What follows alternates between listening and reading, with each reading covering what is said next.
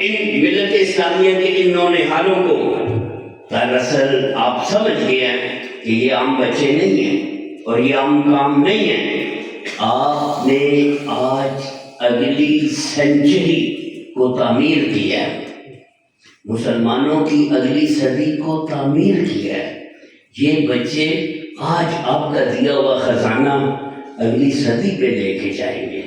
100 سال تک اس کے اثرات پوری دنیا میں جلوے، روشنیاں اور لائٹ بکھیرتے رہیں گے اور ہمیں قبر میں اس کا اجر ملے گا. سب سے پہلے میں عزت مآب آصف خان صاحب سے ملتمس ہوں کہ وہ اسٹیج پہ تشریف لائیں. پیارے بیٹا جان، آپ ادھر آئیں، ہار پہنائیں سر کو.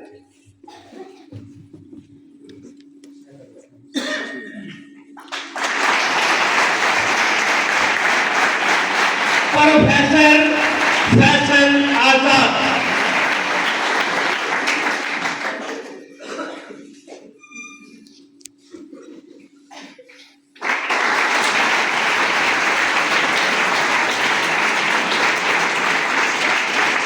پیر ساجد ندیم.